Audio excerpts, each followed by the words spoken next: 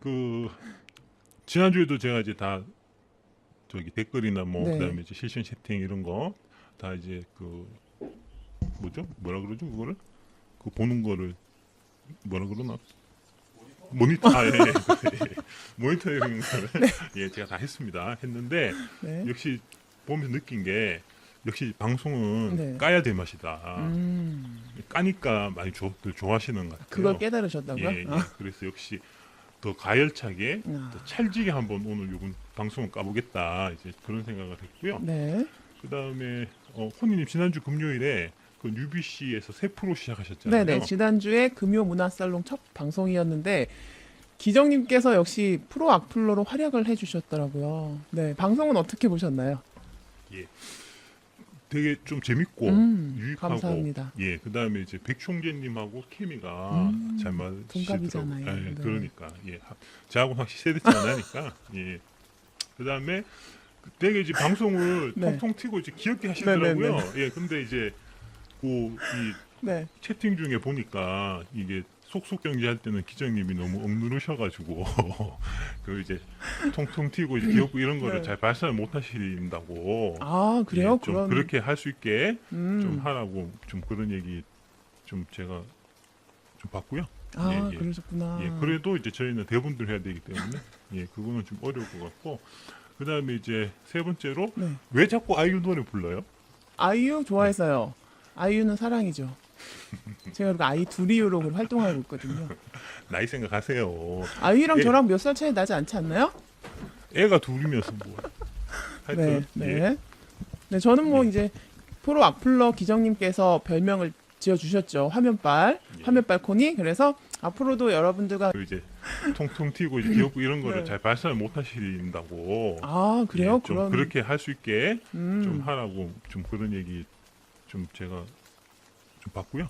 아, 예, 예. 그러셨구나. 예, 그래도 이제 저희는 대본들 해야 되기 때문에 예, 그거는 좀 어려울 것 같고 그 다음에 이제 세 번째로 네. 왜 자꾸 아이유 노래 불러요?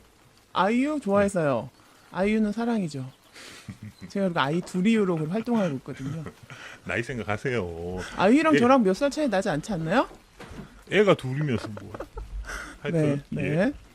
네, 저는 뭐 예. 이제 프로 악플러 기정님께서 별명을 지어주셨죠. 화면빨, 예. 화면빨 코니. 그래서 앞으로도 여러분들과 그냥 화면으로만 만나는 걸로. 네, 화면빨이니까요.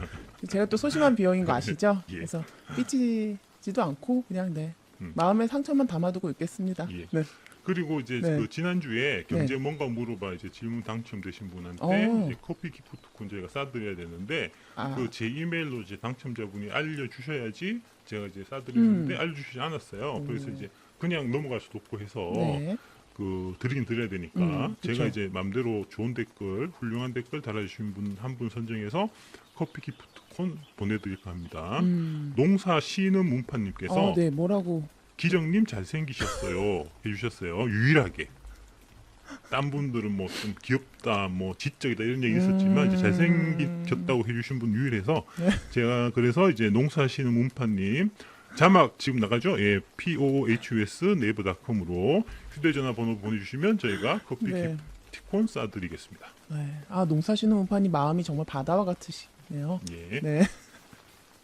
네, 이제 첫 코너 그럼 한번 시작해 볼까요? 예. 네, 시작해도 될까요? 예, 예, 네. 시작하시죠. 예, 첫 코너가 알쓸 경잡 시간인데요. 근데 이번 주 알쓸 경잡은 쉬신다고요? 예, 이번 네, 주에 아쉬워요. 예, 네. 시작하시죠. 네. 예, 첫 코너가 알쓸 경잡 시간인데요. 근데 이번 주 알쓸 경잡은 쉬신다고요? 예, 이번 네, 주에 아쉬워요. 예, 이번 주에 저 이재명 도지사의 기본소득제가 왜 사기이고 문재인 정부의 근로장려금이 왜 더 좋은 정책인지 제가 이제 각 잡고 설명드리겠다 이렇게 약속했잖아요. 네네. 근데 하다 보니까 이 지사는 오히려 깃털이고 몸통은 따로 있다는 생각이 들더라고요. 그래서 이번 기회에 이 사악한 사기꾼 세력들을 발본색원 일망타진 해야겠다는 생각이 들어서 네. 그래서 이제 알쓸경잡 시간까지 아예 통으로 터서 네. 이재명과 그 일당들 특집으로 네. 한번 알차게 만들어봤습니다. 아, 일망타진. 예, 뼈를 이번에는 좀 굵은 걸로 갈았습니다. 예, 알겠습니다. 그래서 고전의 경제 먼저 하고 네. 곧 이어서 제대로 한번 까보도록 하겠습니다. 기대해 네, 주십시오. 알겠습니다. 뭐 경제는 기정님이 잘 아실 테니까요. 저와 좀 정치적 견해나 뭐 태도나 이런 게 좀 다르다고 해도 저는 경제 공부한다는 생각으로 이번 주에는 좀 말은 줄이고 잘 듣도록 하겠습니다. 예. 네. 지난 고전의 경제 시간이 토마 피케티의 21세기 자본 첫 번째 시간이었죠. 그리고 예. 이번 주 고전의 경제 두 번째 시간인데요. 먼저 지난 시간에 어떤 내용을 우리가 공부했었는지 복습을 한번 하고 갈까요? 예, 복습 한번 하고 가겠습니다. 예. 네, 그 토마 피케티의 21세기 자본은 주류 경제학의 수학이라는 수단을 사용해서 자파 경제학의 분배라는 주제를 다룸으로써 전 세계적 열풍을 일으켰고요. 21세기 자본을 관통한 핵심 주장은 첫째, 1980년대 이후 경제적 불평등이 점점 더 커져서 현재 아주 위험한 수준까지 와 있다.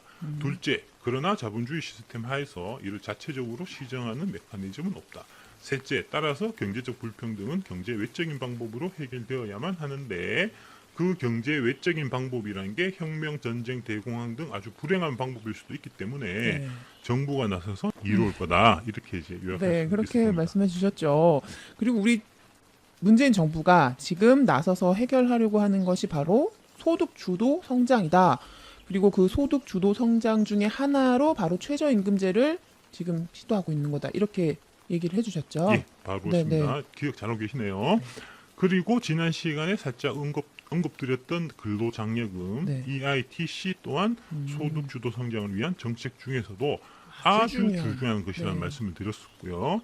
이따 다시 자세히 설명드리도록 하겠습니다. 알겠습니다. 공부할 땐 역시 복습이 중요하죠. 그렇죠. 네, 이렇게 네. 앞으로 한 번씩 복습 한번 해주시면 좋을 것 같아요. 예. 네, 그렇다면 오늘은 토마 피케티 21세기 자본 중에서 어떤 내용을 알려주실 건가요? 주제를 21세기 자본과 혁신 성장 이렇게 잡으셨어요? 예, 그렇습니다.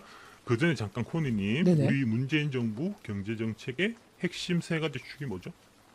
소득 주도 성장, 네, 혁신 성장, 공정 경제 이렇게 세 가지로 기억을 하고 있습니다. 예, 잘 알고 계시네요. 네네. 하지만 우리 처음 방송할 때 오전에 이제 UBC 저희 처음 만나가지고 그렇죠. 첫날. 예, 여기 북촌에 있는 메밀국수 집에서 점심 먹었잖아요. 그때 이제 제가 똑같은 질문했는데 그때 모르셨죠? 몰랐어요. 무슨 질문인지도 솔직히 잘 이해가 안 됐어요. 세 가지 정책이 있었어? 막 이런. 네, 제가 그 수준이었죠. 네, 그 부끄러워하실 필요까지는 없고요. 네. 아, 진짜. 창피해서 말 안 하려고 그랬는데. 네. 진짜 부끄러워해야 할 사람은 따로 있습니다. 어. 사실 이제 코니님뿐만 아니라 네. 우리 시청자분들 중에서도 소득주도 성장 이런 거는 좀 들어봤어도 그쵸.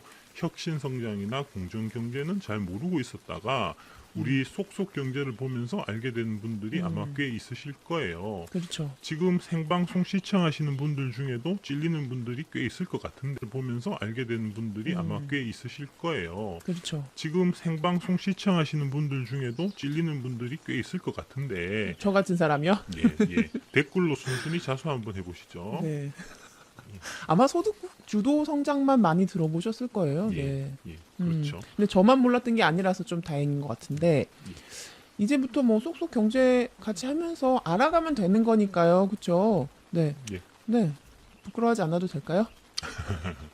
사실 부끄러워야 될 사람은 좀 따로 있죠. 그러면 그 부끄러워해야 예. 될 사람은 누구죠? 예, 첫 번째로 이제 김민석 씨가 원장으로 있는 네. 민주연구원이죠. 민주연구원? 예, 예산을 뭐 수십조, 뭐 수십조 아니 수십억, 수십억. 예, 100억 이상 쓰면서 정책 개발하고 홍보하고 하는 게 바로 민주연구원의 존재 이유거든요. 근데 이제 그런 거를 전혀 이제 홍보를 못 하고 있는 거니까. 그러니까 민주연구원이 해야 할 일이 정책 그렇죠. 홍보. 예, 그걸 위한 목적으로 사실 설립됐는데 그 역할을 전혀 못 하고 있는 거니까 일단 그 사람들이 첫 번째 이제 잘못한 사람이고 그렇죠. 둘째로 부끄러워야 할 사람은 이제 추미애, 이해찬 당대표를 비롯한 민주당 의원들이죠. 그러니까 이제 문재인 대통령의 정책을 뒷받침하고 알리고 하는 역할이 바로 집권 여당 의원들이 할 일이니까요. 셋째는 문재인 정부를 외곽에서 지원해야 할 한경호, JTBC 등 자칭 진보 언론하고 뉴스공장, 새날 등 진보 파케들이죠. 이런 이제 세 주체들이 문재인 정부의 경제 정책을 민주 진보 시민들에게 제대로 알릴 책임과 의무가 분명히 있음에도 불구하고 그 역할을 지금 제대로 못 하고 있다는 겁니다. 아, 그렇군요. 근데 뭐 한경우나 이런 진보 언론이나 진보라고 말하는 파케 등에서 문정부의 경제 정책을 막 홍보할 의무는 없지 않나요? 솔직히 이건 이제 제 개인적인 생각이지만요. 뭐 왜곡하지 않고 정확하게 알려야 할 책임은 있지만 뭐 의무는 없을 것 같은데 이건 그냥 제 개인적인 의견이 됐거든요. 근데 여기 어떤 다른 이유가 있나요? 이유가 있죠. 지난 시간에 이제 인터넷 은행법 반란표의 이유에 대해서 설명드릴 때 네네. 우리 민주당 일부 의원들, 진보 시민단체들이 경제를 선과 악 이렇게 이제 이분법적으로 접근하는 초딩적 행태를 보인다라고 네. 이제 말씀드렸었거든요. 네, 기억나요. 그래서 경제를 선, 악 이렇게 이분법으로 나눠보는 게 문재인 정부의 혁신 성장과 공정 경제 정책을 모르고 있다라는 건가요? 그렇죠. 예, 관련이 깊습니다. 자료 화면 한번 보고 네. 가시겠습니다. 예, 경제를 이제 이분법적으로 접근하면 저렇게 된다는 거죠. 이제 진보는 노동자, 분배, 정부 규제 이런 거를 이게 선이다. 이렇게 되는 거고 반대로 보수는 기업, 성장, 시장 자율 이런 걸 이제 선이다 이렇게 되는 거고 그래서 진보는 진보 진영이라면 언제나 노동자, 분배, 정부 규제 이런 거를 얘기해야 맞는 거고 보수는 이제 기업, 성장, 시장 자유를 얘기해야 된다. 이제 이런 식으로 아주 멍청하고 단순 무식하게 접근한다는 거죠. 그래서 좀 단순하게 접근하는 방식이긴 하죠. 그리고 또 보통 사람들이 생각했을 때 진보 진영이면 친노동자 입장, 분배를 중시하고 그러면서 정부가 좀 주도적으로 나서서 해결해 줘야 된다 이렇게 생각하긴 하거든요. 예, 그렇죠. 네. 그러니까 민주당 의원들, 일부 의원들, 그다음에 진보 언론들, 진보 단체들이 보기에 네. 소득주도 성장은 노동자 임금을 올리는 거고 네. 그러니까 분배가 되는 거죠. 그다음에 최저임금제나 이따 말씀드릴 근로장려금 같은 것이 정부가 주도적으로 나서서 하는 거니까 이거는 이제 진보적 정책이야. 이러면서 이제 적극적으로 홍보하고 또 반대로 보수 쪽에선 이건 빨갱이 정책이야. 이러면서 이제 적극 반대하고 하니까 시민들에게 이게 널리 알려진 거고요. 반대 보수 쪽에선 이건 빨갱이 정책이야. 이러면서 이제 적극 반대하고 하니까 시민들에게 이게 널리 알려진 거고요. 반대로 이제 혁신 성장은 네. 기업과 관련된 거고 성장률 높이는 거고 그다음에 이제 정부의 불필요한 규제를 풀고 시장 자유를 맡기는 거니까 그쵸. 이게 정책 자체가 보수적 정책이다 이렇게 생각해서 민주당 의원들이나 진보 언론에서 관심도 적고 알리려고도 하지 않고 그러다 보니 모르는 시민들이 많아지는 거죠. 아, 그러니까 혁신 성장 관련 정책은 기업과 관련된 정책이고 그리고 정부의 불필요한 규제를 풀고 시장의 자율에 맡기는 거다. 그래서 보수적이다. 그래서 민주당이나 이제 진보 언론에서는 관심을 좀 안 갖고 보도를 안 한다는 말씀이신 거죠. 그렇죠. 네. 예. 경제란 게 절대 이제 이분법적으로 접근하면 안 되는 거거든요. 기업에게 좋으면 노동자에게 나쁘고 분배를 많이 하면 성장에 마이너스고 이런 게 절대 아니란 말입니다. 특히 이제 진보 쪽에서는 성장이란 단어를 마치 꺼내서는 안 될 말. 성장 얘기하는 사람은 진보가 아니야. 이런 식으로까지 생각하는 이제 좀 그런 경향이 있거든요. 네네. 그런 경향이 생기게 된 데는 나름 역사적 이유가 있습니다. 역사적인 이유요? 예. 네, 어떤 거죠? 예. 그러니까 이제 1970년대, 80년대 그러니까 이제 박정희 전두환 때 우리 경제는 한 해 10%가 넘는 이제 고도 성장을 기록하곤 했었거든요. 네. 경제가 나날이 성장하니까 그쵸. 당연히 이제 노동자들도 성장의 과실을 우리한테 좀 나눠달라 이런 주장을 했지 않았겠습니까? 그렇죠. 당연히 그래야 되고요. 또 노동자들이 일을 해서 회사가 돈을 버는 거잖아요. 그러면 이제 월급도 좀 올려주고 노동 여건도 개선해주고 그게 당연한 거 아니겠어요? 그렇죠. 네. 이제 그리고 노동조합도 만들 수 있게 해달라고 그랬죠. 네. 그런데 이제 이런 노동자들의 정당한 요구를 박정희, 전두환 시절은 엄청나게 탄압을 했단 말입니다. 그러면서 이제 정권이 내어놓은 논리가 뭐였냐 하면 네. 지금은 아직 파이를 키운 다음에 나눠야 된다. 이랬단 말이죠. 파이를 더 키운 다음에 나눠야 한다고요? 예. 그 박정희 시절에 우리나라의 경제 전략이 어떤 거였냐면 수출 대기업에게 이제 자원을 몰아주는 거예요. 그래서 이제 해외에서 돈을 땡겨 와가지고 대기업에게 싸게 빌려주고 네. 대기업은 이제 그 돈으로 공장 세운 후에 낮은 임금, 장시간 노동으로 다른 나라보다 이제 더 싸게 물건을 만들어서 선진국에 수출하는 방법으로 우리 경제를 키운 거거든요. 그렇죠. 그러니 노동자들에게 너무 많은 몫을 주면 가격 경쟁력이 떨어져서 수출의 시장이 있고 그러면 우리 경제가 더 성장을 못하니 분배 얘기는 나중에 하라. 이런 거죠. 그런 얘기군요. 근데 기업이 아무리 잘 나가고 성장하고 커도 그 회사에 소속된 노동자들이 제 몫을 받지 못하고 힘들고 그러니까 속된 말로 뼈를 갈아 넣어서 막 이룬 억지로 끌어올린 성장이라면 그런 성장의 의미가 있을까요? 그렇죠. 의미가 없죠. 그래서 이제 우리 민주당을 포함해서 진보 개혁 진영에서 네. 언제까지 대기업 재벌만 챙길 거냐, 노동자들에게도 정당한 몫을 줘야 할 거 아니냐, 그쵸. 이렇게 이제 따졌고, 그러면서 1980년대 후반부터 노동조합이 합법화되고 노동자들의 권익도 많이 향상됐죠. 네. 특히 이제 김대중 노무현 민주정부 10년 시절에는 그쵸, 더 그쵸. 그랬고요. 이런 역사적 흐름이 있었군요. 근데 이제 방금 말씀하신 이 역사적인 사실과 진보에서 성장 얘기를 하면 안 되는 것으로 여기게 된 게 어떤 관계가 있는 거예요? 어떻게 연결해서 이해하면 될까요? 예, 그러니까 네.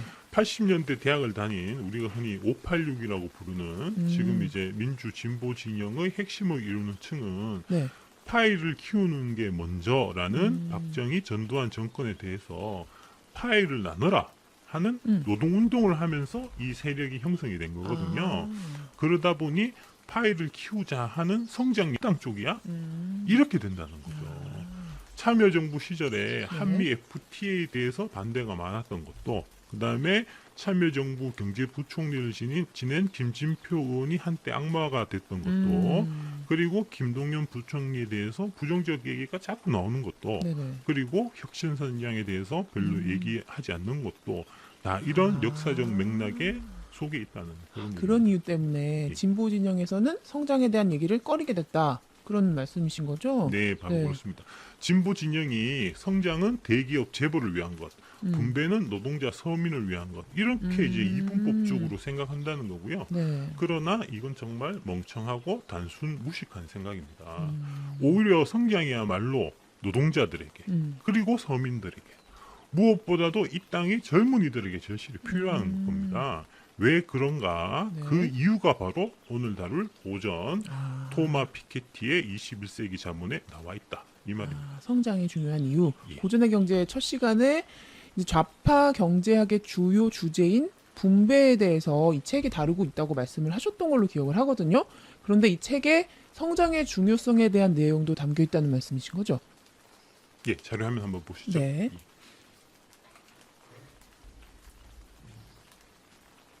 이게 뭐죠? R이 G보다 크다? 이건 무슨 공식이죠? 예. 피케티의 이제 21세기 자본이 네. 주류 경제학의 수학이란 수단으로 좌파 경제학의 주제인 분배를 다룸으로써 피케티 열풍이 불게 되었다. 이런 지적을 드렸었는데요. 네네. 사실 그 책에 수식이 많이 나오지는 않아요. 딱 3개가 나오고 아, 네. 다 어렵지도 않은데 네네. 그 중에 한 수식이 바로 이겁니다. 어, 여기서 R은 자본 수익률이고 네. G는 경제 성장률이에요. 자본 수익률과 경제 성장률? 예. 네. 그러니까 피케티 네. 얘기는 다 어렵지도 않은데 네네. 그 중에 한 수식이 바로 이겁니다. 어, 여기서 R은 자본 수익률이고 네. G는 경제 성장률이에요. 자본 수익률과 경제 성장률? 예. 네. 그러니까 피케티 네. 얘기는 빈익빈 부익부. 그러니까 이제 경제적 불평등이 점점 더 커지는 이유는 네. 자본 수익률 R이 경제 성장률 G보다 더 크기 때문이다. 이렇게 이제 지적하고 있는 거죠. 자본 수익률이 경제 성장률보다 더 크기 때문에 부자는 더 부자가 되고 가난한 사람은 더 가난해지고 뭐 이런 말씀이신 것 같은데 확 단번에 이해가 되진 않거든요. 좀 자세히 설명해 주시겠어요? 네, 그러겠습니다. 피케티가 네. 2000년이 넘는 과거 데이터를 분석해 봤더니 자본 수익률 R이 대략 5% 내외로 안정적이었던 반면 네. 경제 성장률은 산업혁명 전엔 0에서 1%, 산업혁명 이후에 이제 경제가 빠르게 성장한 시절에도 2~3%밖에 안 된다 하는 사실을 이제 발견했다는 겁니다. 잠깐 그림 한번 보고 가실까요? 네. 네, 이게 자산 수익률 R. 이게 위에 있는 거죠. 위에 나와 있는 선이고 예. 경제 성장률 G의 연도별 변화 그래프네요. 예. 시작점이 서기 원년부터고요. 그래서 서기 원년부터 1800년까지는 경제 성장률이 거의 제로 수준이었다가 서서히 올라가기 시작해서 1950년부터 2012년까지 3%를 넘어서 최고를 찍고 그 이후에 다시 서서히 떨어지고 있는 그림인데 반면에 이제 자산 수익률 R은 서기 원년부터 최근까지 5% 정도에서 약간씩 왔다 갔다 하고 큰 변화는 없네요. 예, 그렇습니다. 네. 우리 코니님이 그래프를 잘 요약 설명해 주셨는데요. 그러니까 이제 자산 수익률, 자본 수익률 다 같은 얘기니까요. 네. 하여튼 부자들이 이제 재산을 갖고 있지 않습니까? 옛날에 옛날에는 이제 농사짓는 토지가 음. 제일 이게 한 재산이 20조 정도가 음. 돼요. 네. 그럼 이 재산에서 20조 곱하기 5%에서 대략 한 1조쯤 매년 이익이 생긴다는 얘기입니다. 자본 그게 수익률이라는 자본 게. 수익률이. 예, 예. 네. 근데 이제 이 1조 원을 내가 죽기 전에 다 써버리자 맘 먹고 네. 이건희 씨가 지금 이제 병상에 누워 계셔가지고 노력하셔도 안 되겠지만 어쨌든 간에 이제 건강하시다고 생각하고 네. 아무리 열심히 노력을 해도 다 못 쓴단 말입니다. 1조를 1년에 예, 그렇죠. 1조 원을 1년 안에 다 써 없애려면 하루에 1조 나누기 365 해서 27억 원씩 써야 돼요. 하루에 27억이요? 예. 네. 매일 27억 원씩을 도대체 어떻게 다 쓰겠습니까? 이게 한 끼에 1,000만 원짜리 식사를 한다 해도 음. 하루에 270끼를 먹어야 되는 거거든요. 그렇게 계산하면 또 하루 270끼를 먹어야 돼요. 예. 근데 다 쓰려고 마음 먹으면 쓸 수 있지 않을까요? 뭐 하루에 부동산 한 채 사고 땅 사고 또 비싼 거 먹고 비싼 차 하나 사고 또 보석도 사고 미술품도 사고 그럼 또 27억 쓸 수도 있을 것 같긴 한데. 네. 예. 그냥, 예, 그 네. 부동산 사고 이런 거는 이제 소비가 아니고 네. 그거는 이제 또 일종의 그러네요. 투자니까 예. 그러네요. 예, 자동차 사고 이런 거는 이제 음. 해당이 되겠지만 음. 뭐 자동차 비싸봐야 제일 비싸봐야 뭐 몇 억 이러잖아요. 그리고 그래서 뭐, 이건희가 예, 차를 많이 예, 갖고 있었나 차를 많이 갖고 있어봤자 예, 하루에 뭐 한 네. 대씩 사가지고 365대 갖고 있을 수도 없는 거고 그죠? 그쵸. 예, 그러니까 결국은 이게 돈이 남는단 말입니다. 음. 쓰고도 그러면 이게 이제 남으니까 저축이 되죠. 그럼 저- 그 돈 또 예. 돈을 벌고. 예, 저축한 만큼 재산이 늘어나니까 그 늘어난 재산이 아까 다시 말씀드렸던 자본 수익률 5%로 5%. 해가지고 그 5%만큼 또 늘어나 있단 말입니다. 그러네요. 이런 식으로 부자는 점점 더 부자가 되는 거죠. 그러니까 우리가 왜 돈이 돈을 번다는 말을 네, 하잖아요. 맞아요. 딱 그렇게 되는 거죠. 아. 하지만 이제 월급쟁이들은 이 월급이라는 게 음. 거의 이제 경제 성장률 비슷하게 매년 월급이 오르니까 네, 조금씩밖에 안 예. 오르죠. 월급 받으면 음. 거의 이제 경제 성장률 비슷하게 매년 월급이 오르니까 네, 조금씩밖에 안 예. 오르죠. 월급 받으면 쓰기 바쁘니까 저축은 꿈도 못 꾸고 음. 그러다 보면 점점 더 격차가 이렇게 벌어질 수밖에 없다는 거죠. 음. 이 얘기를 이제 우아하게 음. 있어 보이게 수식으로 표현한 게 바로 이거란 거죠. 그래서 R이 G보다 크다. 그러니까 자본 수익률이 경제 성장률보다 크기 때문에 부자는 자본이 쌓이면서 갈수록 또 돈을 벌게 되고 그래서 더 부자가 되고 또 그때 벌어서 그때 쓰기 바쁜 노동자들은 저축을 못하니까 예, 또 그래서 갈수록 격차가 벌어진다. 그렇죠. 그런 예, 말인 거죠. 그 얘기입니다. 예, 네네. 사실은 간단한 아. 얘기입니다. 예. 그런데 이제 이 수식을 각도를 조금만 보면 이렇게도 볼 수 있지 않겠습니까? 다르게. 예, 빈익빈 부익부의 이유가 R이 G보다 커서니까 네. 그럼 성장률 G가 자본 수익률 R보다 크면 경제적 불평등이 해결되지 않을까 이렇게 생각할 수도 있지 않겠어요? 반대면 반대로 예. 자료화면에 자료화면 네. 띄워주시죠. 예, 예. R이 G보다 크면 음. 그렇죠? 아까 하고 이제 부등호가 바뀐 거죠. 네. 예, 보시는 하면 아까 그 피케티 법칙에서 이제 부등호만 바꾼 건데 성장률 G가 자본 수익률 R보다 크면 빈익빈 부익부 현상이 자연스럽게 해결될 수도 있다. 이렇게도 이제 가능하지 않냐는 건데요. 코네님 어떨 것 같으세요? 아까와 반대니까 그러니까 자본 수익률보다 경제 성장률이 더 높다는 거죠. 그러면 경제 성장률만큼 월급이 오른다고 가정하면 월급을 받는 노동자들의 수익이 좀 늘어나니까 저축을 할 수도 있고 또 그 저축한 돈이 또 돈을 벌 수도 있고 이렇게 되면서 격차가 좀 줄어들지 않을까라는 그렇죠. 예상을 해봅니다. 예, 그렇죠. 네. 그게 이제 만약에 이제 10%씩 매년 네. 이제 월급이 오른다고 하면 그 중에 이제 5%는 자기가 쓰고 음. 5%가 자본가로 바뀌어가는 거죠. 음. 고도 성장기에는. 아. 근데 이제 이게 성장이 정체가 되면 저축을 할 수가 없으니까 계속 이제 벌어서 쓰기 바쁘다 보면은 이제 격차는 더 늘어날 수밖에 없다. 이제 이런 얘기가 되는 거고 이 얘기를 좀 더 네. 이제 명확하게 이해하기 위해서는 자본주의의 황금기라는 게 있어요. 그걸 자본주의 황금기? 예, 그걸 이제 먼저 알아볼 필요가 있습니다. 자료화면 좀 띄워주세요. 네, 자본주의의 황금기 뭔지 한번 제가 읽어드릴게요. 1945년부터 오일 쇼크가 오기 전까지인 1973년까지를 자본주의의 황금기라 부른다. 서유럽은 1인당 평균 소득이 연간 4.1%, 미국은 2.5%, 서독은 5.0%를 달성해서 라인강의 기적이란 별명을 얻었다.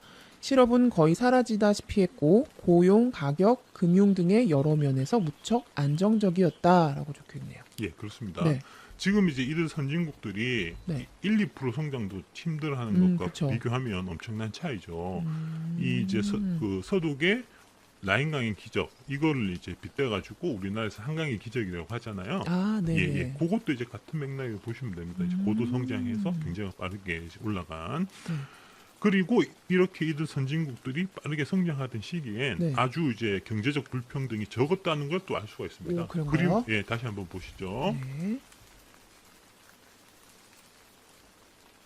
어떤 그램? 아, 그래프네요. 이 네. 그림이 이제 경제적 불평등을 나타내는 그림이라고 생각하시면 쉬운데요. 네. 보시면은 이제 35% 이하로 낮은 수준을 쭉 유지하고 있는 구간이 있습니다. 그죠? 그게 이제 아까 설명해 드렸던 자본주의의 황금기인 1945년에서 1970년대 구간하고 이게 일치할 수 있다는 것을 그 이하인 곳이 차별이 좀 적 예, 어떤 그렇죠. 시기라는 예, 거죠. 그렇습니다. 근데 예, 그게 예. 자본주의 황금기 그때였다. 예, 예, 네. 그렇습니다. 그래서 결국 성장률이 높아지면 경제적 불평등 정도가 약해진다 하는 걸 우리가 역사적으로도 확인할 수 있는 거죠. 그러네요. 이걸 이제 우리나라에 적용해 보면 어떻게 생각할 수 있을까요? 뭐 지금까지 역사 그리고 다른 나라의 사례를 통해서 알게 된 게 경제 성장률을 높이면 경제적 불평등의 정도가 좀 약해지고 또 결국엔 불평등을 해소하는 게 목적이라면 우리나라의 경제 성장률을 높이면 되는 거 아닐까요? 이런 생각이 그렇죠. 네, 들었는데요. 뭐 그렇게 생각하시면 음, 예, 대충 맞는 생각이죠. 그 우리나라가 네. 1970년에서 이제 80년대까지는 네. 매년 10%가 넘는 고성장을 기록을 했었거든요. 10%가 넘었어요, 예. 성장률이. 예, 이때 우리나라는 경제적으로 상당히 평등한 나라였습니다. 그러다가 1997년에 네. IMF를 맞게 되고 그랬죠. 이후 매 5년마다 1%씩 성장률이 떨어지면서 이제는 3% 성장도 힘들게 됐죠. 자료 동영상 한번 보고 가시겠습니다. 네. 그래프를 같이 보시면요. 우리 경제는 김영삼 정권 때 7% 평균 성장을 했는데 그 뒤 매 정권마다 1%씩 5년마다 1%씩 성장률이 떨어져 가지고 박근혜 정부 때는 3% 성장을 하는 추세인데 2015년에는 2.4%까지 2016년에는 2.5%로 성장률이 떨어진 것을 문재인 정부 들어서서 2017년에 3.1%로 끌어올려서 자 이제 우리 경제 다시 반전하는구나 라는 희망을 가졌었는데 금년 들어 많은 예측기관들이 금년 성장률이 다시 2.8 이하로 떨어질 수 있다라는 예측을 하고 있기 때문에 지금 걱정이 많이 늘어나고 있습니다. 어떤 일이 있어도 문재인 정부에서는 우리 경제를 이제 성장세를 반전시켜야 합니다. 만일 그렇게 하지 못하면 지난 20년간의 추세를 계속하면 그러면 우리나라가 중남미 국가와 같이 추락할 수 있다는 거 아무도 자신할 수 없습니다. 네, 방금 보신 화면이 김진표 의원이 진행하시는 진짜 경제 네, 그렇죠. 유튜브에 나오는 거죠. 이제 이명박근혜 정권 때 성장률이 계속 떨어져서 문제다. 그러면서 성장률을 상승세로 돌려놔야 한다. 이 말씀을 하신 거예요. 예, 그렇죠? 그렇습니다. 네. 이렇게 이제 성장률이 떨어진 결과가 바로 지금의 빈익빈 부익부 경제 양극화가 극심해지고 있는 이유가 되고 있는 거고요.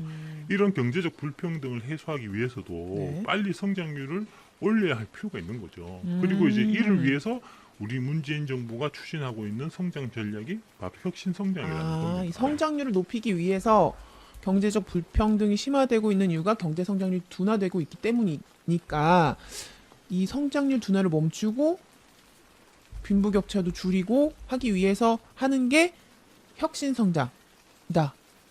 이렇게 말씀이신 거죠? 예, 맞죠? 예, 제가 제대로 이해한 거 맞죠? 그렇습니다. 네. 그리고 이제 이렇게 성장률을 높여야 하는 이유는 네.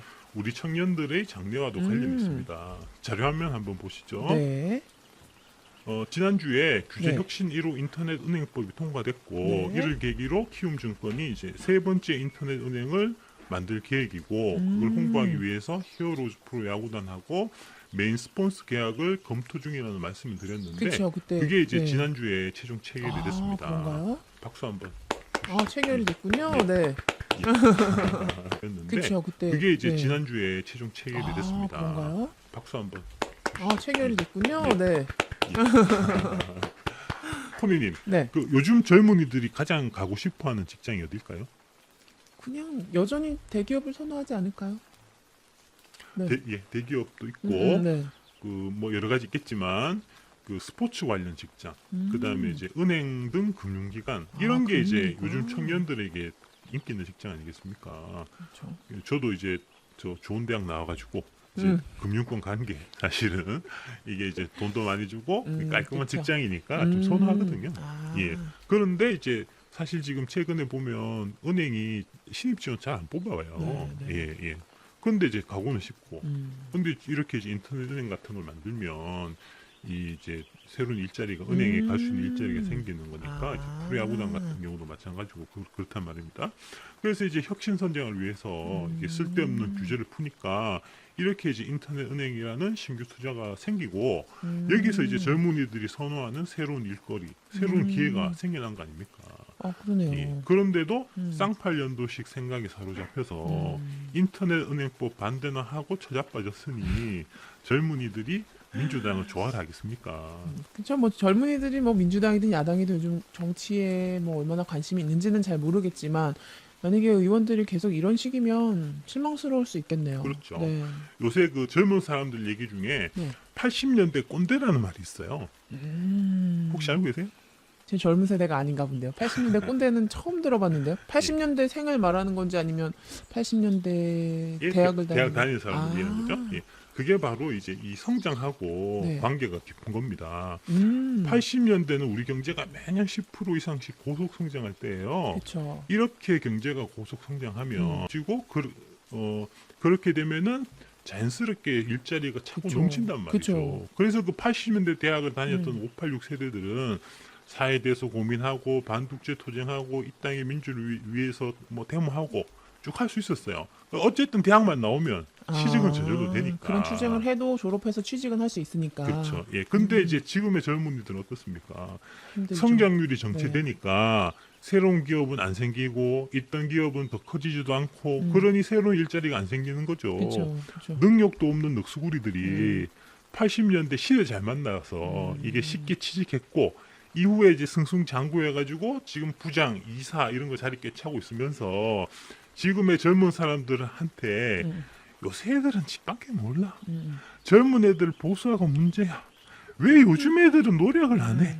이런단 말이죠. 등신 새끼들, 지도 실력도 없는 게 시대 잘 만나가지고 그 자리에 있으면서 지 잘난 줄 알고 이게 자빠져 있는 거란 말이죠, 이게. 시대를 잘 만난 네 그렇군요. 근데 기정님도 90학번 아니세요? 예, 맞습니다. 그래서 지금 90학번 본인 해당 안 되신다고 너무 80학번 세대들 너무 까시는 거 아닌가요?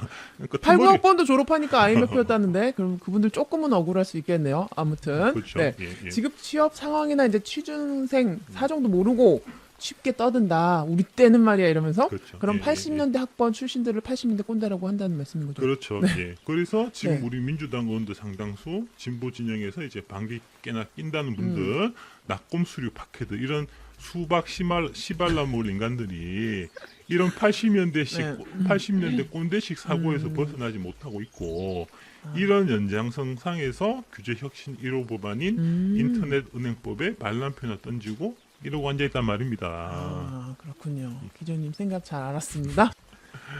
그 이제 아까 방금 말씀드린 네. 이제 수박 씨발라 먹을 인간들 이거는 이제 절대 욕이 아니고요. 네. 수박 씨를 발라 먹을 만큼 이제 꼼꼼하고 섬세하다. 이제 네. 그런 분들이다 이런 알겠습니다. 얘기입니다. 알겠습니다. 알겠습니다. 네. 이러니까 이제 네. 20대에서 진보 계열 정당, 특히 정의당 인기 없어요. 예, 그렇죠. 리얼미터 11월 1주차 정의당 지지율이 7.8%거든요.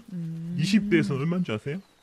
얼마인가요? 20대에서는 3.8%밖에 안 된단 말입니다. 20대에서 정의당을 지지하는 비율이 3.8%. 예. 코네님 요새 젊은 사람들이 이런 네. 정의당 구자파류를 뭐라 부르는지 아세요? 아니요, 잘 모르겠는데요. 진보 꼰대라고 불러요. 꼰대라는 단어를 많이 쓰는군요. 80년대식 사고에서 한 발짝도 못 지나고 지나간 옛 노래나 부르고 자빠졌으니까 그래 놓고는 이 구자파류 인간들이 요즘 젊은 세대의 보수화가 문제다. 요즘 젊은 세대들은 사회에 대한 책임감이 없다. 이런 개삐리리한 소리나 하고 있단 말이죠. 기정님도 지난번에 옛날 지나간 노래 하지 않으셨나요? 아무튼 네 세대가 이제 변하고 있고 또 시대가 바뀌면 그에 발맞추는 게 이제 맞는 것 같은데 좀 안타깝네요. 그렇죠. 네. 옛말에 네. 장강의 뒷물결이 앞물결을 밀어낸다는 말이 있습니다. 이게 이제 장강 후랑 추전랑이라고 네. 작년에 그 문프계에서 중국 방문하셔서 이제 시진핑 만날 때도 오. 이게 언급된 적이 있거든요. 네네. 예. 네, 한번 읽어드릴게요. 네. 장강 후랑 추전랑이라고 했던가. 그러면서 장강의 뒷물결이 노무현과 참여정부라는 앞물결을 도도히 밀어내야 한다. 역사의 유장한 물줄기, 그것은 순리다.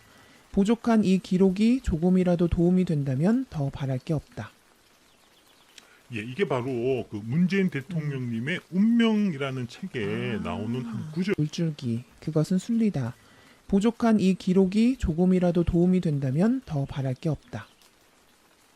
예, 이게 바로 그 문재인 대통령님의 운명이라는 책에 나오는 한 구절입니다. 그렇군요. 결국 장강의 뒷물결이 앞물결을 밀어내는 것이 역사의 순리이듯이 지금 젊은 세대가 진짜 진보예요. 스스로 진보를 참칭하는 그들 무리들은 그저 꼰대일 뿐이란 거죠. 쌍팔년도식 생각에서 한치도 벗어나지 못하는 그 무리들은 결국 진보를 가장한 수구 세력밖에 안 되는 거고 그래서 그 일련의 무리들을 조금 점잖게는 우리가 네. 구좌파 이렇게 불러주는 구좌파? 거고 좀 더 정확하게 표현하면 수구좌파라고 불러야 맞는 거죠. 지금 젊은 세대가 보수화된 게 문제가 아니고 네. 586을 비롯한 그 일련의 무리들이 수구 꼰대화된 게 진짜 문제란 거죠. 상대적인 거네요. 네. 그죠? 젊은 세대가 보수화된 게 아니라 진보들이 옛날에 진보들이 수구화가 됐다. 예, 옛날 생각을 못 버리고 있는 거죠. 옛날에 배운 그 생각에서 하나도 세상이 바뀌는데 세상이 바뀌는 거 하나도 못 쫓아가고 옛날 생각에 사로잡혀 있는 게 문제인 거죠. 네, 기정님이 오늘 생각을 잘 알았고요. 오늘 많이 흥분하셔서 화가 많이 나셔서 막 욕도 하시고 그래서 고전의 경제가 좀 길어졌는데요. 지금까지 한 얘기를 그럼 기정님께서 간단하게 정리 한번 해주시죠. 예, 욕은 한 적이 없고요. 예, 정리를 욕 비스무리하게 네. 첫째, 네.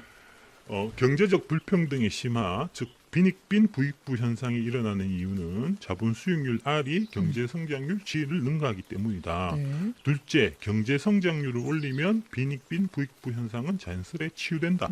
셋째, 이명박근혜 때 꺼진 한국 경제의 성장 엔진을 되살리기 위해서 문재인 정부는 혁신 성장을 추진 중이다. 이렇게 요약할 수 있겠고요. 네. 덧붙여서 80 장강의 뒷물결에 휩쓸려서 안드로메다로 사라져버리고 말게 될 것이다. 네. 정신 차려야 된다. 이렇게 말씀드릴 수 있겠습니다. 네, 알겠습니다. 네, 오늘 고전의 경제 토마 피케티의 21세기 자본 두 번째 시간이었고요. 21세기 자본과 혁신 성장이란 주제로 이야기 나눠봤습니다. 자, 이제는 시청자, 청취자분들의 좋은 의견을 소개하고 또 경제 관련 질문에 답변하는 시간을 가져볼 건데요. 경제 뭐든 물어봐 코너로 넘어가 보겠습니다. 기정님 오늘도 여전히 지난주 방송 댓글을 다 세셨겠죠? 물론입니다. 먼저 부산 바다님 등 총 8분이 팟빵을 통해서 8,000원 후원해 주셨고요. 네, 고맙습니다. 예, 감사합니다. 팟빵에 댓글 31개, 하트 519개 눌러주셨고요. 지난 방송보다 댓글은 12개, 하트는 67개가 늘었습니다. 다 세신 거예요 지금? 아, 예, 그럼요. 예, 2시 기준으로. 예. 유튜브에 댓글 21개, 좋아요 410개 해주셨고요. 역시 지난주보다 댓글은 6개, 좋아요는 오. 33개 늘었습니다. 늘었습니다. 감사합니다. 그리고 지난주에 그 팟빵 다운로드 수가 네. 무려 4,000 정도가 늘었어요. 오. 이제 엄청나게 많이 는 건데 진짜 감사드리고요. 네. 댓글 달아주신 분, 좋아요 하트 눌러주신 분, 시청해주신 분, 청취해주신 분 다 감사드립니다. 감사합니다. 그러나 저는 아직도 배고픕니다. 좀 더 많이 달아주시고 봐주시고 들어주시면 감사하겠습니다. 그럼 네. 초코니님의 청한 목소리로 유튜브 댓글부터 소개해드리겠습니다. 알겠습니다. 상준서님이 2% 좋네요. 전부터 봐오긴 했지만 확실히 쉽고 디테일하게 설명해 주시면서도 편 발전하려고 하시는 모습도 보이고 재밌기도 합니다. 예, 해주셨어요. 감사합니다. 예, 저희가 그 추구하는 바니까 예, 감사합니다. 네, 감사합니다.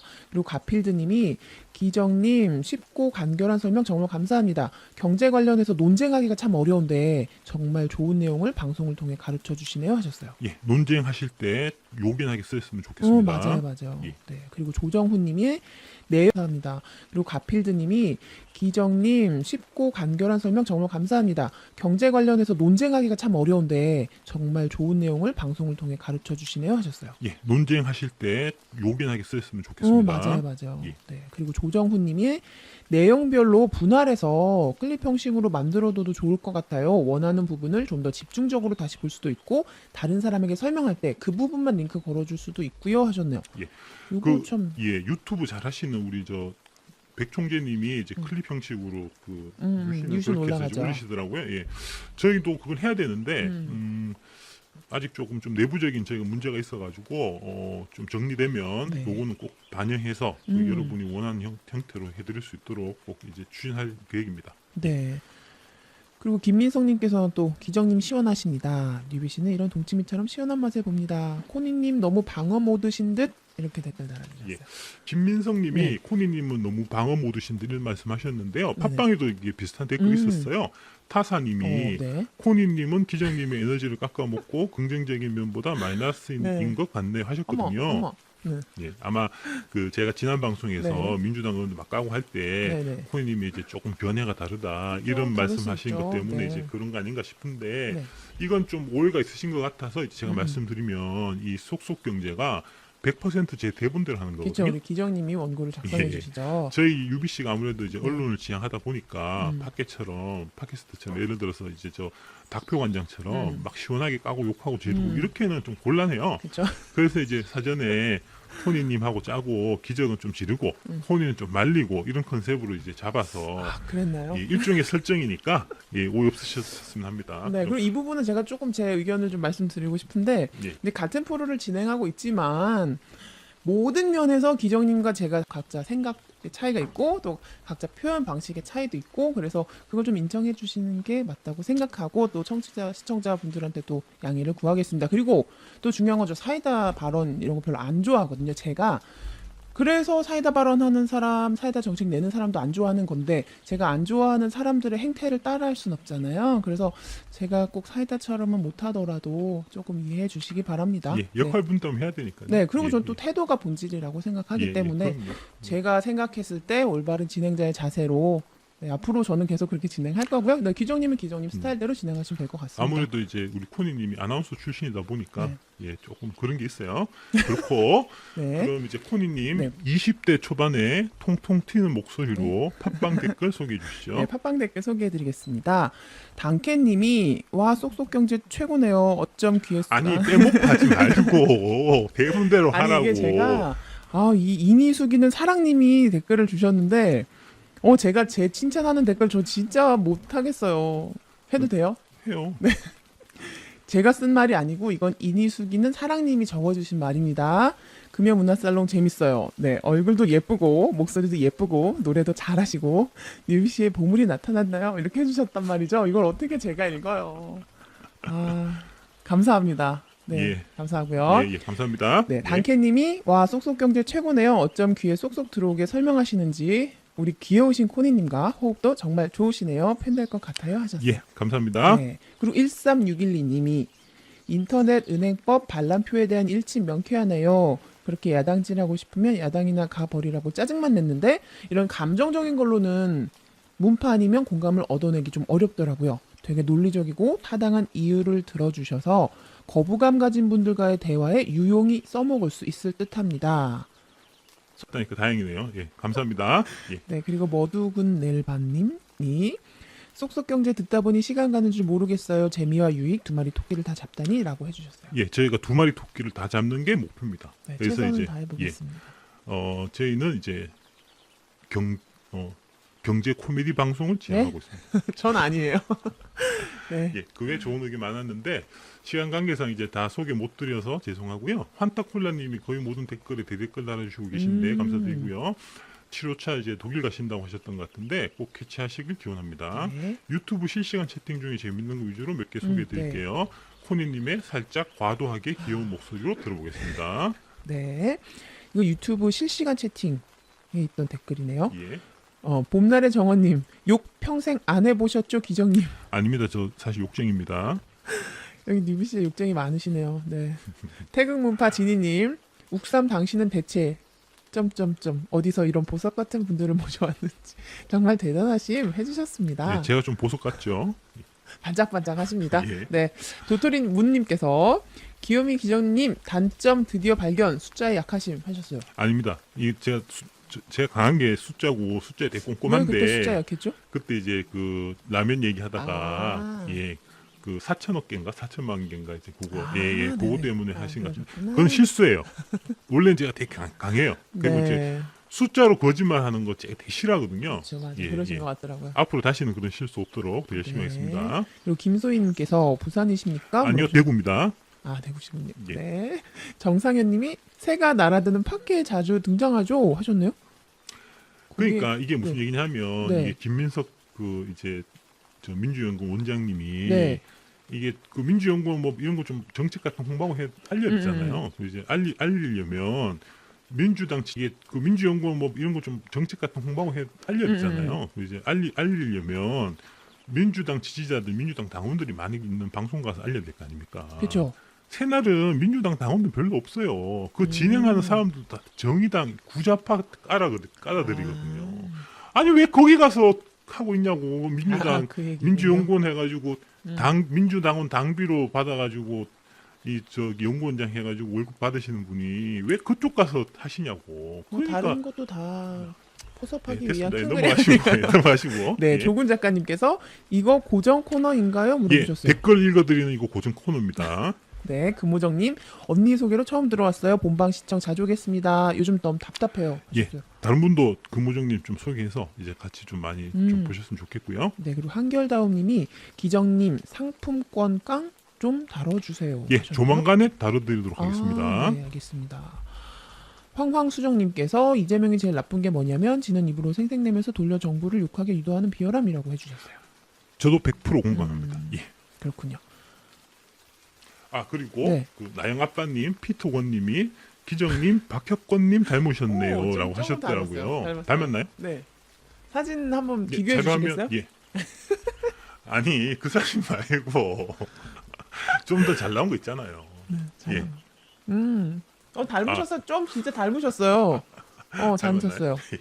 그 와이프한테 얘기했거든요. 시청자들이 박혁권 닮았다 하더라. 네. 그러니까 이제 와이프가 박혁권 연기 되게 잘하잖아 이러더라고요. 네, 연기 진짜 잘해요. 예, 잘생긴 얼굴 아니죠 역시. 매력적이시죠. 배우는 연기를 잘해야 또 매력적이죠. 배우는 연기를 잘하면 그 그만이고 사진 말고 기정님은 경제를 잘 아시니까 됐죠. 네. 사실은 제가 젊었을 때는 리차드 기어 닮았다는 특히 코를 닮았다는 네. 얘기를 제가 3번 들었거든요. 그러니까 저도 아니 이렇게 이분을 닮았다고요? 하면서 그 지난주에 네. 또 이제 UBC 월드에서 네. 우리 바라님이 라마를 닮았다고 아. 하셔갖고 화제가 된 적이 있었어요. 그럴까요? 그런데 자료 화면을 안 띄워주시더라고요. 그래서 제가 자료 화면을 준비했습니다. 네, 조금 닮으셨는 조금 제가 아직 바라님을 직접 뵌 적이 없어서 예. 오늘 뵀으면 좋았을 텐데 아쉽네요. 네. 우리 방송 보고 이제 바라님 화내시면 안 되는데 네. 오늘 회식도 있는데 그죠? 네. 뭐 다 우리 UBC 잘 되자고 하는 거니까 네. 이제 이해해 주실 거라고 바라님의 생각하고요. 살신성인 자세. 예. 그런데 저기 지난주에 네. 제 UBC 내에서 이제 화제가 된 글이 있었습니다. 화제가 됐나요? 예. 퍼지 PD님 화면 띄워주시죠. 아 그렇군요. 누구죠? 예, 정체가 밝혀지길 극구꺼려 하시는 문파 커뮤니티가 있어요. 네. 거기서 이제 속속병제 코니님 미모 보소란 글이 올라왔어요. 네. 기정님께는 미안하지만 그냥 코니님에게 카메라 고정하고 방송하면 안 될까? 이랬단 말이죠. 진짜 제가 몸둘 바를 모르겠네. 진짜 저분 진짜 정말 엄청 착하신 분 같아요. 좀 오버가 심하죠. 예, 그래서 좀 그 네. 지각 있으신 분이 좀 어. 지성적인 분이 그 댓글을 또 다셨더라고. 어떤 그 분이시죠? UBC 기적이라는 분이 아, 순화멸 화면빨인 챗 이렇게 그러니까요. 댓글을 프로 다셨더라고요. 악플러님께서 활약을 하셨더라고요. 제가 그래서 오프닝 때 화면빨 콘입니다라고 말씀을 드린 건데. 그랬더니 그 대댓글로 네. 제가 보기엔 기정님이 코니님의 훌륭한 반사판 역할을 하셔서 코니님 미모가 더 빛나는 것 같습니다라고 하셨더라고요. 반사판 이거 얘기하는 거죠. 아 열받네. 저는 이 프로 악플러 기정님의 이 시기 질투, 질척거림, 집착 이런 거에 귀여운 투정 좋아합니다. 예, 네, 다 농담이고요. 예, 네. 웃자고 하는 얘기입니다. 그렇죠. 그런데 이렇게 중간에 잠깐 개그 타임을 가진 이유가 있어요. 이게 개그 타임이었나요? 예. 개그 타임을 가진 이유가 뭐죠? 예, 자료 한번 보시죠. 네. 이거 이제 그 유명한 만화에서 나온 그 짤인데 아 그런가요? 내가 무릎을 꿇었던 건 추진력을 얻기 위함이다. 이런 대사가 있어요. 저도 마찬가지로 오늘 한번 대차게 치열하게 까기 위한 추진력을 얻기 위해서 더 잘 까기 위해서 잠깐. 예, 웃는 시간을 가졌던 거죠. 그러면은 네 기정님 대차게 치열하게 까시는 동안 저는 잠시 찌그러져 있겠습니다. 네, 이 지난주에 이재명 지사의 기본소득제 문제점에 대해 잠깐 말씀을 드렸고요. 지나치게 예산이 너무 많이 들어서 이거는 실행이 불가능하다, 현실적으로 불가능하다는 게 주요 얘기였죠. 그래서 기본소득제의 취지는 살리면서도 현실성이 있고 더 장점이 많은 정책을 지금 문재인 정부에서 하고 있다. 그게 바로 근로장려금이다. 이렇게 말씀해 주셨어요. 오늘 그 얘기를 좀 자세하게 해주시기로 예, 하셨는데요. 그렇습니다. 오늘 이제 이재명 지사의 기본소득제가 왜 사기인지, 아울러 구좌파 언론들 이재명 카르텔을 형성하고 있는 파괴된 문제점까지 함께 싹 다 탈탈 털어드리고 네. 덧붙여 문재인 정부의 EITC 근로장려금에 대해서도 자세히 설명드리도록 하겠습니다. 네, 알겠습니다. 네, 설명해 주시죠. 왜 그 이재명박 박근혜경 이런 말 있잖아요. 저는 처음 이재명박 박근혜경 이런 말 저는 처음 있거든요. 들어봤네요. 예. 네. 이명박이 다스등 해먹을 때 네. 이게 이제 구조를 복잡하게 막 해놓아서 네. 시민들이 이제 이해하기 어렵게 만드는 방법을 쓴 적이 있단 말이죠. 그 이재명 지사의 기본소득제도 이와 유사한 면이 있습니다.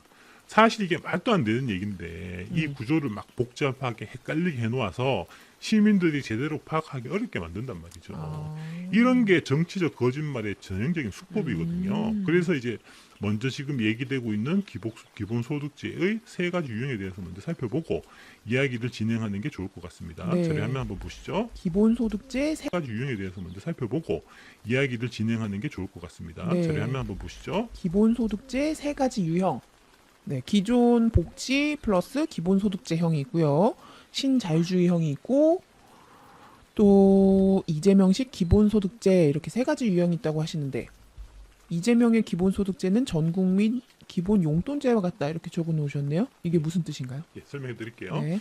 그 먼저 지난주에 말씀드렸던 전 국민 상대로 연 2천만 원씩 줄 때 400조 원, 현재 소득 2천만 원 미만을 대상할 때 100조 원 들어서 그렇죠. 이만한 세수를 현실적으로 늘릴 수 없으니 불가능하다라고 이제 말씀드렸는데 네. 이게 바로 이제 그 첫 번째 유형의 기본소득제를 말씀드린 겁니다. 이제 기본 복지제도는 그대로 다 유지하면서 추가로 기본소득제를 실시하는 이 유형을 대개의 시민들이 이제 기본소득제로 이해를 하고 있는 거죠. 그렇죠. 현재 복지제도는 유지하면서 추가로 더 하는 걸 사람들은 상식적으로 생각하고 그렇죠. 있죠. 그렇죠. 그런데 이 첫 번째 유형의 기본소득제는 네. 결정적으로 재원이 감당이 안 된다 하는 이제 문제점이 있습니다. 그래서 실현이 거의 불가능하죠. 재원이 감당이 안 돼서 불가능하다. 예. 지금 이제 기본소득제 얘기가 막 불거지게 된 게 네. 몇 년 전에 이제 스위스에서 음. 기본소득제 실시할 것인지 이제 국민투표를 한 적이 있거든요. 네네. 이때 이제 한겨레 같은 이제 이른바 진보 언론이라는 데서 이걸 이제 대서특필하고 하면서 미래 복지제도 우리가 가야 할 길 이런 식으로 이제 오해된 면이 많이 있습니다. 네, 저도 그때 항상 이게 이슈가 됐던 게 기억이 나요. 예. 그래서 스위스에서 그럼 기본소득제 관련해서 국민투표를 했는데 부결이 됐잖아요. 예. 그렇죠. 그 스위스에서 이제 국민투표에 붙인 기본소득제 구상은 이런 겁니다. 네. 그 모든 성인에게 월 300만 원, 월. 그다음에 미성년자에게 80만 원을 아무 조건 없이 준다는 거거든요. 근데 이제 지금 300만 원 얘기하니까 되게 많은 것 같은데 그 스위스가 이제 되게 물가가 높아요. 높은 나라예요. 센 나라라서 그러니까 이 최저임금 받는 그게 이제 사실 기준으로 된 겁니다. 네. 어쨌든 그렇고 그러면서 이제 기존 복지는 다 유지하고 이 한 채로 해가지고 하는 걸로 해서 이제 투표를 붙였는데 네. 그래서 이제 정부에서 그 소요예산을 계산을 해봤거든요. 그때 얼마가 나왔냐 하면은 연 250조 원이 필요한 걸로 나왔어요. 아, 그 기본소득제 현재 하는데, 복지를 하고 하고 기본소득을 추가하는데. 얹으려면 추가로 연 250조 원이 다 해서 예, 다 해서. 필요하다. 예. 근데 이제 그 스위스는 우리보다는 규모가 많이 작은 나라예요. 네. 그래서 이 나라의 스위스 정부 한 해 예산의 3배가 되는 금액이에요. 이게 250조가. 우리로 치면은 우리가 400조니까 그럼 1200조 원 드는 셈이 된다는 얘기입니다. 그러니 이게 되겠습니까? 안 되죠. 안 되죠. 그래서 무려 77%의 반대로 당연히 부결됐습니다. 아. 그러니까 이런 방식은 예산이 도저히 감당이 안 됩니다. 예산이 감당이 안 돼서 불가능한 건데, 아, 그렇군요. 그럼 이후에 핀란드에서는 기본소득제 실험을 한다는 얘기도 들었던 것 같아요. 예. 네, 그 사례도 좀. 예, 말씀드릴게요. 네. 그 기본소득제가 이게 네. 너무 많은 돈이 들기 때문에 네. 역사적으로 보면은 시행한 곳은 일부 지역 소수 인원만 딱 선정해서 실험적으로 사실 실시한 것밖에 없거든요. 핀란드 경우도 네. 실업자 중에서 2,000명만 선정해가지고 실험식으로 한번 해봤는데 2년 해보니까 이게 별로더라. 이렇게 해서 안 하기로 결정이 났습니다. 아. 예, 지금 이거는 다 물 건너간 거고. 네. 그런데 이제 기본소득제라는 개념 자체가 소득, 성별, 나이 상관없이 모든 사람에게 무제한적으로 일정 금액을 나라에서 지급한다는 거 아닙니까? 그렇죠. 모든 예, 사람에게. 그렇죠. 그런데 소수의 인원을 선별해서 지급하고 하는 것 자체가 애초에 기본소득제의 취지와는 너무나 거리가 먼 거죠. 아, 그러네요. 기본소득제와 의미에 안 맞다는 거죠. 근데 기본소득제가 이제 모든 국민에게 일정 수준의 생활을 보장한다는 건데 선별을. 그죠? 네. 그럼에도 이제 실험이다. 이렇게 이름 붙이고선 소수의 사람을 선정해서 이거 기본소득제다 봐라. 얼마나 좋냐. 이렇게 이제 시민들을 속이는 경우가 있다. 이 말씀이죠. 이런 건 단호히 옳지 않다라고 말씀드릴 수 있습니다.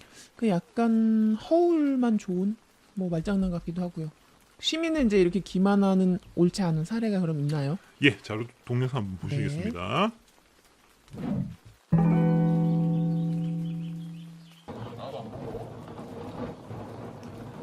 찍으셨습니까? 예. 네. 예, 안 보이시는군요. 예, 저 148번. 148번. 임경 이게 학교에서 실험실에 있을 때 적었던 것 같아요. 신청을 하긴 했었는데 이렇게 뽑힐 줄은 몰랐었죠.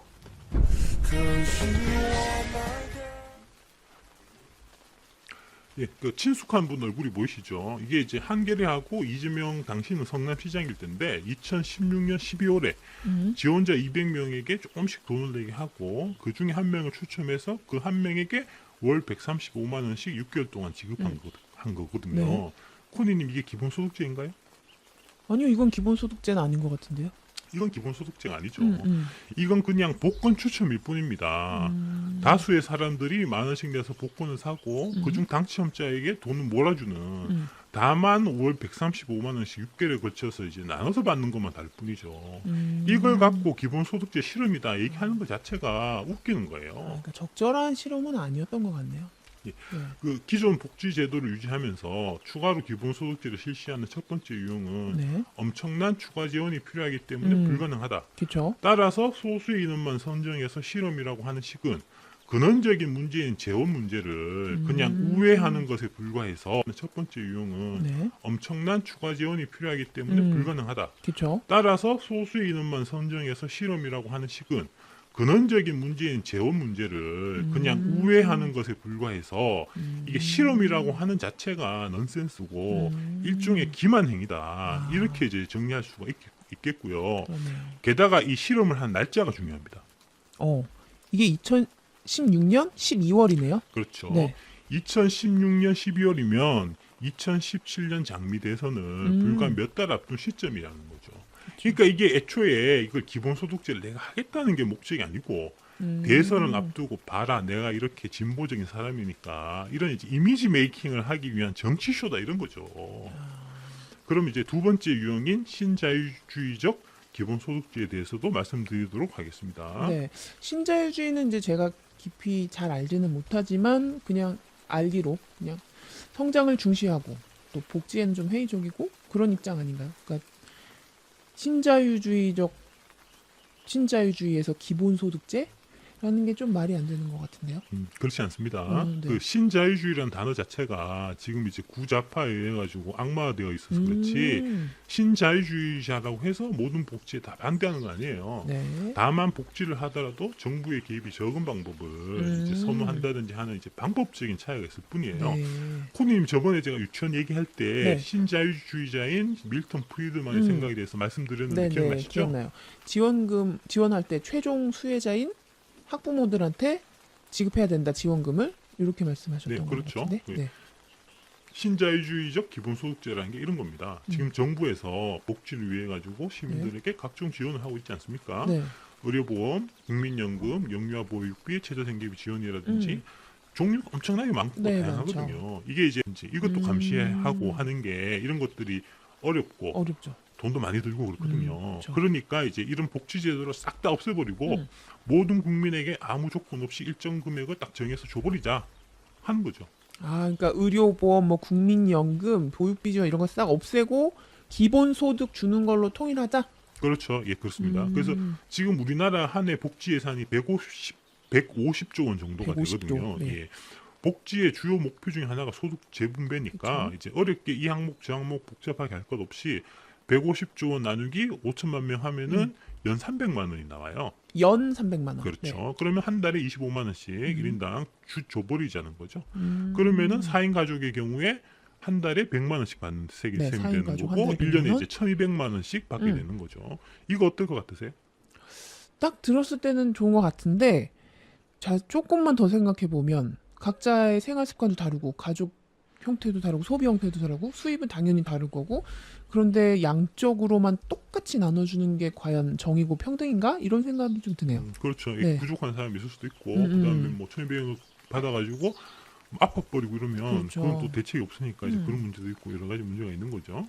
어쨌든 이건 가능한 겁니다. 가능은 한데 예, 네. 시민들이 둘 중에 하나를 선택하면 되는 거죠. 기존 복지제도 체제를 유지를 하든지 아니면은 기존 복지제도 다 없애고 기본소득 1인당 월 25만 원씩 받든지 어쨌든 이건 선택의 문제라는 거죠. 그쵸. 코니님, 네. 보편복지와 선별복지라는 게 있잖아요. 네. 어떤 게 더 진보적인 건가요? 그냥 제 개인적으로는 느낌으로는 선별복지가 더 진보적일 것 같은데요. 근데 좀 케이스 바이 케이스 아닌가요? 보편복지를 보통 이제 진보적이라고 많이들 얘기를 아, 하죠. 그럼 제가 잘못 알고 있는 건가요? 그렇죠. 오. 예. 그래서 이제 주로 많이 주장하는 게 네. 이제 뭐 한경호나 이제 구자파 쪽에서 주장하는 게 보편복지를 사실 많이 해요. 오. 예. 그래서 이제 주로 많이 주장하는 게 네. 이제 뭐 한경호나 이제 구자파 쪽에서 주장하는 게 보편복지를 사실 많이 얘기를 하거든요. 예. 근데 모든 시민들에게 보편적으로 똑같은 금액을 복지를 위해서 나누어 주는 거 네. 이거야말로 이제 보편복지의 최고봉 아니겠습니까? 그쵸. 그죠? 그쵸. 그런데 이게 누구 아이디어라고요? 신자유주의자의 아이디어입니다. 그러면은 신자유주의가 가장 진보적인 건가요? 오, 헷갈리는데요. 그렇습니다. 네. 그렇죠? 그러니까 경제를 이분법적으로 접근하는 게 정말 머저리 같은 일이라는 게 여기서도 잘 드러나는 겁니다. 보편복지가 더 진보적이고 그래서 선별복지는 덜 진보적이고 그래서 악 이런 게 아니란 말입니다. 그러네요. 예, 경제란 게 어떤 분야는 예를 들어 가지고 애들 밥 먹이는 거는 보편복지가 맞는 그쵸. 거고 최저생계비 지원 같은 거는 이제 정말 가난하고 어려운 사람한테 이제 더 많이 가야 되니까 그쵸. 선별복지가 더 맞고 그러네요. 이렇게 이제 보편복지가 더 합당한 분야가 있고 선별복지가 더 좋은 분야가 있고 이런 거지. 일률적으로 보편복지는 선별복지는 악 이딴 식으로 접근하면 안 된다는 거죠. 아, 그러네요. 근데 첫 번째 저희가 유형 설명했었죠. 기존 복지제도를 유지하면서 기본소득세 추가로 실시하는 거. 그죠? 그게 또 지금 말씀하신 게 두 번째 신자유주의형 모델 이렇게 말씀을 해주셨는데 그럼 마지막으로 이재명식 기본소득제는 어떤 건지 좀 알려주시겠어요? 예, 알아보죠. 네. 코니님, 네. 나라에서 네. 월 83,000원씩 지급하는 걸 기본소득제라고 할 수 있을까요? 월 83,000원요? 예. 1인당? 예. 뭐 주면 좋겠지만 제 삶에 큰 영향을 미치지도 않을 것 같고 기본소득제라고 하긴 조금 무리가 있는 것 같은데요. 그렇죠. 그런데 그 83,000원을 주면 한 달에 네. 83,000원 주면서 봐라 내가 기본소득제를 실시했다. 나 대단하지 않냐죠. 네. 그저 용돈 정도에 불과해요. 83,000원은 주면서 시민들의 삶을 획기적으로 바꿀 기본소득제를 난 할 수 있다. 이렇게 주장하는 사람이 문제는 그런 사람이 있고 그 사람이 실제로 많은 시민들의 지지를 받고 있어요. 이게 사실 문제라는 겁니다. 자료 동영상 한번 보고 네. 가시겠습니다. 저는 기본소득 그 보장의 그 취지가 가난한 사람들의 기본소득을 보장하자 이런 취지라면 저는 찬성할 것 같습니다. 그래서 뭐 최저생계비를 설정하고 거기에 미달되는 가계의 어떤 기본소득을 보장해주자 이런 취지라면 저도 찬성할 수 있는데 지금 이재명 후보는 그게 아니라 65세 이상 되시는 분들은 모든 분에게 29세 이하 분들은 또 모든 분에게 이렇게 다 일률적으로 다 지급하자는 거예요. 그래서 무려 그 숫자가 2,800만 명. 토지 배당은 또 어린애까지 전 국민 모두에게 지급하자는 것이거든요. 그런데 아까 재승 후보도 지적했지만 우리 재원이 한계가 있는데 그 연 100만 원 이렇게 했자 한 달에 8만 몇천 원인데 그 도움이 필요 없는 부유한 이건희 회장 같은 그런 어르신들도 많지 않습니까? 그래서 보다 좀 저소득층에게 기본소득 보장을 집중하는 게 어떠냐라는 식의 그 비판은 너무 당연히 나오게 돼 있는 거 아니겠습니까? 우리가 재원만 충분하다면 모든 국민께 다 드리면 좋겠지요. 그러나 선호 순서가 있는 법 아닙니까? 제가 그러면요, 똑같은 질문을 한번 드려보겠습니다. 아동수당을 도입하는 걸 검토하고 계신데, 아동 중에도 이건희 손자가 있습니다. 돈 왜 빼지 않으십니까? 똑같은 질문이죠. 예, 우리가 맞아요. 우리가 무상급식처럼 이 보편적 그 복지를 급식처럼 이 보편적 그 복지를 우리가 필요한 경우도 있고 또 경우에 따라서는 좀 선별하는 복지 이것이 서로 이제 필요한 만큼 서로 섞여야 되는 것이죠. 저도 말할 결국 네. 그 문프님 말씀대로 재원이 문제입니다. 기본소득제 취지는 좋은데 돈이 너무 많이 들어요. 게다가 보편복지가 좋은 거니까 보편복지라고 이름 딱 붙여놓고 전 국민을 대상으로 하면 돈이 진짜 천문학적으로 들어요. 그렇죠. 그래서 이재명 씨는 어떻게 하냐? 어떻게 했나요? 29세 이하, 65세 이상이 전부 그러면 한 2,800만 명쯤 되거든요. 아. 보편복지가 좋은 거니까 이 2,800만 명 모두에게 소득 이런 거 가리지 않고 다 준다는 거죠. 다만 돈이 너무 많이 드니까 100만 원만 준다. 월 100만 원이요? 아니요. 아. 월 100만 원이면 괜찮죠. 그런데 연 100만 원이란 말입니다. 문제는 그러니까 월 8만 3천 원이 되는 거고 이걸 갖고 이재명 씨는 기본소득제라고 얘기한단 말입니다. 게다가 푼돈밖에 안 되는 이걸 하는데 예산이 무려 28조 원이나 들어요. 28조 연간 원이. 예산이? 예, 그렇죠. 28조 원이나 되는 거액의 혈세를 들여갖고 네. 기껏 한 달에 8만 3천 원 용돈 주는 게 대체 무슨 의미가 있겠습니까? 그렇지 않나요? 차라리 그 28조 원을 더 뜻깊은 일에 쓰는 게 좋지 않겠습니까? 네, 그럴 수도 있겠네요. 네. 저처럼 이게 이제 경찰 아래 네. 그렇죠. 꼼꼼한 사람은 연이냐 월이냐 따지지만 그렇죠. 대개 시민들은 바빠서 신문 헤드라인만 보고 넘어간단 말입니다. 네. 그러면서 야 이재명이 자기가 대통령 되면은 100만 원씩 기본소득 준대. 와 역시 이재명 이렇게 된단 말이죠. 잠깐 자료 화면 보고 또 말씀드리겠습니다. 네. 이게 낙곰수 멤버 김용민 씨 트윗이네요. 예. 네, 하나는 땡땡땡이 다음에 대통령이 될 것 같은데 땡땡땡이 대통령이 되면 세상이 바뀌겠어? 그래서 나는 땡땡땡이 되면 어떨까 생각해. 담대하고 확실하며 악랄하게 나쁜 놈들을 숙청할 수 있다고 보거든. 그 자리에 모인 모두가 동의했습니다. 우리는 40대 초반입니다. 라고 되어 있고요.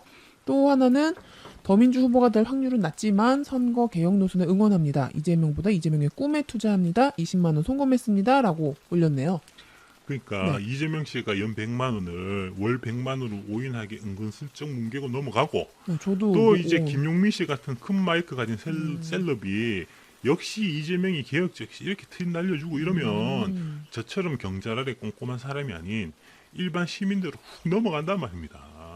그래서는 이재명이 사생활에 문제가 좀 있긴 하지만 능력은 뛰어나지 이딴 소리는 하고 그런단 말이죠. 약간 말로 장난하는 느낌이 있는데 그리고 또 중간에 확실하며 악랄하게 숙청한다? 이 표현이 좀 저는 마음에 안 드는 게 그런 사람이 숙청을 한 뒤에 모든 권력과 특혜를 버리고 다시 제자리로 돌아올 수 있을까? 저는 그렇게는 또 생각을 안 하거든요. 그리고 또 좋은 사람이면 아예 숙청 자체를 생각을 안 할 것 같기도 하고요. 그렇죠. 네. 예, 예. 우리 코너님은 마음이 천사시니까. 네. 예, 예. 그 사실 네. 이재명 씨가 능력이 진짜 뛰어나긴 합니다. 아, 그런가요? 기사 한번 보고 가실까요? 네. 11월 11일 기사네요. 예. 헤드라인이 증세 없는 복지 경기도는 한다 이렇게 돼 있고 그 아래에 이재명 지사가 올린 멘트가 있네요. 경기도 주민 1인당 복지 예산을 12만 6,700원씩 늘린다는 그런 내용이네요. 그 얼마 전에 YTN 이동형의 뉴스 정면 승부에 나와서도 비슷한 얘기를 했습니다. 한번 볼까요? 네. 경기도 예산이 22조가 넘는데 이것을 쥐어짜서 5% 만들면 1조 원이 아닙니까? 얼마든지 복지 지원 만들 수 있다. 이렇게 하셨네요. 대단하십니다. 진짜 대단하십니다. 예. 진짜로 쥐어짜서 네. 1조 원 만드셨나 보네. 이야, 알고 보니까 진짜 능력 있으신 분이네. 그죠? 이게 1조 원 가지고는 복지 실현이 불가능인데 경제 개념 없는 국민들을 기만한다는 거죠. 1조 원을 뭐 만들긴 뭘 만들어요. 만든다는 자체가 저거지.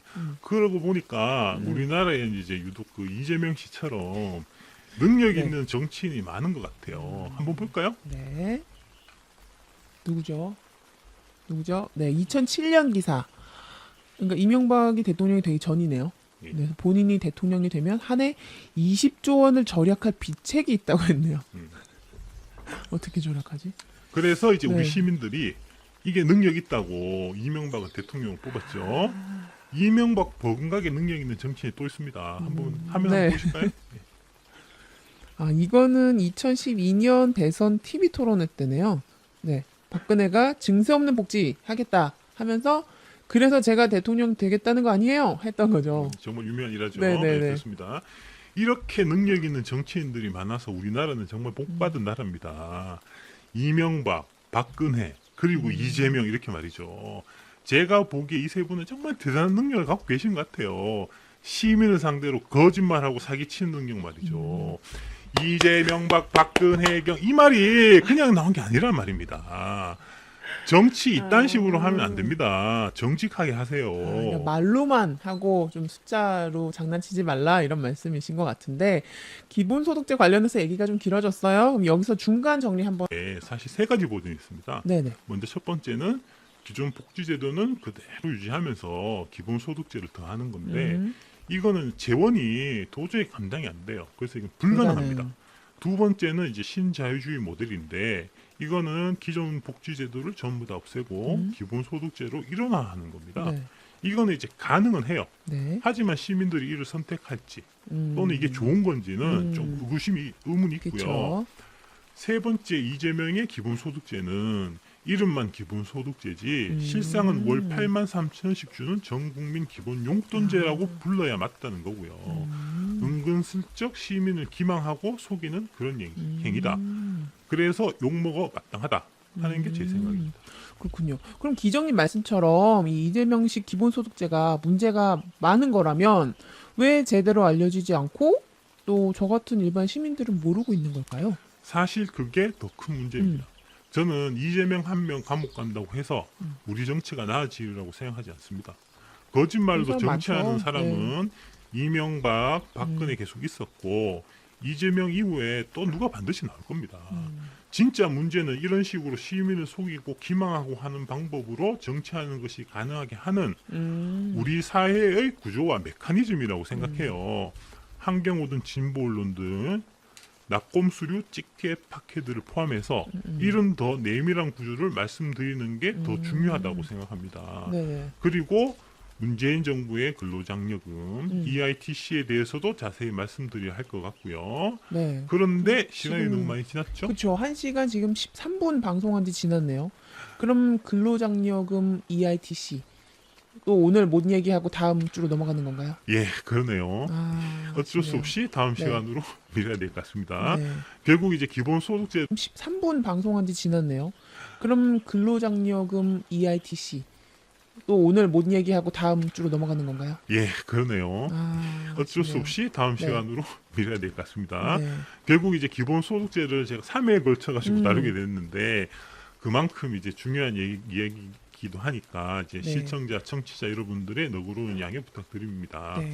그리고 사실 이게 좀 상세하게 다룰 필요가 있어요. 음. 안 그러면 우리 시민 여러분들이 이게 딱 속아 넘어가기 쉬운 거기도 하거든요. 이런 것들이. 그러네요. 앞으로 드러난 뭐 표면적인 숫자나 이런 단어 이런 거에 혹할 수 있을 것 같긴 해요. 그래서 그렇죠. 예. 경제를 잘 모르는 이제 일반 시민들이 이 문제를 정확하게 알아야 속지 않을 수 있다 이런 말씀이시군요. 그럼 다음 시간에 기본소득제와 근로장려금에 대해서 더 정확하고 더 상세하게 예. 네, 알려주시기 바랍니다. 거기다가 플러스 이제 네. 언론들 문제, 음, 집게 그 팟캐들의 문제까지 같이 얹어가지고 좀 더 심도 깊게 네. 그다음에 좀 철학적인 내용